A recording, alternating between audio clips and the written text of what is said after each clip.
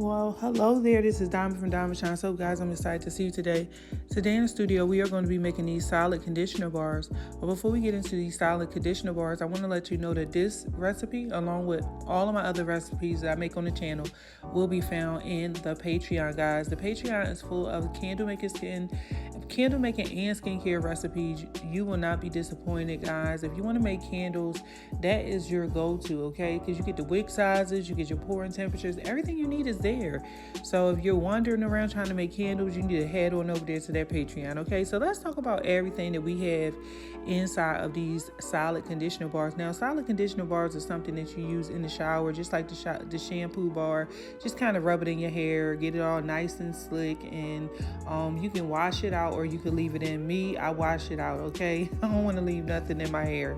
All right, so but it does add like a nice little bit of moisture to your hair, so you'll like it. So inside this recipe, we have mango butter, we have shea butter, we have cetyl alcohol, we have BTMS 50, we have DL panthenol, and we also have some distilled water.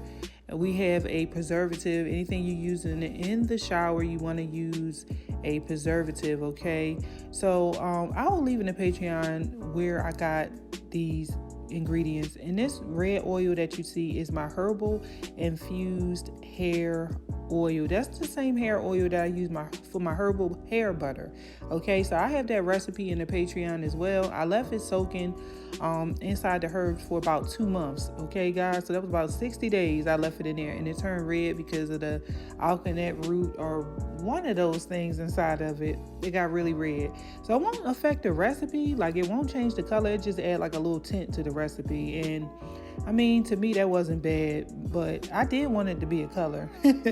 Now everything that you see here will be going on the heated phase, because we have 2 phases to this recipe. We have a heated phase, and we also have a cool down phase or whatever. So the water will need to be heated, guys, because I forgot to heat mine up, but y'all can get on me later about that.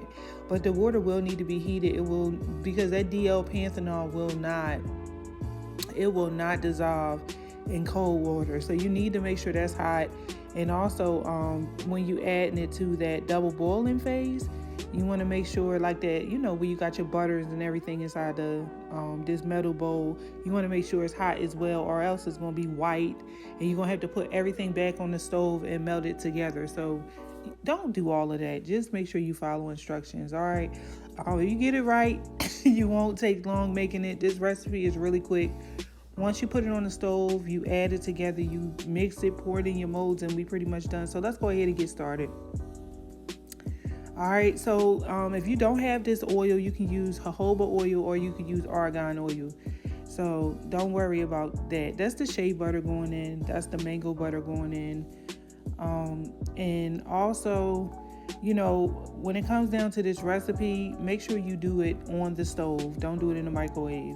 Okay, so that's my distilled water. Make sure you're using distilled water and not spring water or tap water. That's our DL panthenol. Add it to that water when it's hot, okay? You mix it in, dissolve it, and that is your best friend, okay? That is your best friend. Now, if you finish and it leaves like a white film over the, like a white film, like mixed into your oil, that's fine. That's fine. It's just going to look a little bumpy on like underneath the conditioner bars, but it don't affect anything. So if that happens, normally it's because of the temperatures, like all of your temperatures when you add and everything, it just need to be hot. Everything needs to be hot. So if it's not the right temperatures, it will do that. All right. So just go ahead and pour everything together and mix. And as you can see, mine was a little bit cold. That's why you see that white going into there. So I had to go ahead and heat up my water, okay? So now I'm going to go ahead and put everything into my molds. All right.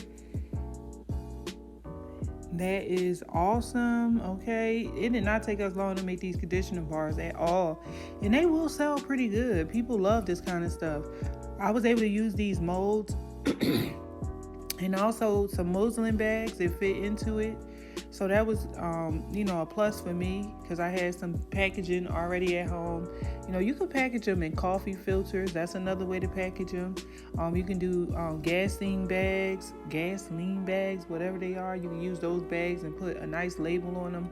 There are so many ways to package them, guys. Just go on Pinterest and just look up conditioner bar packaging, and that will give you some ideas on how to package them. Me, I just put them in those cute little bags, and as you can see, they look cute like that. Okay, they look really cute. All right, guys, I will see you again for the next video.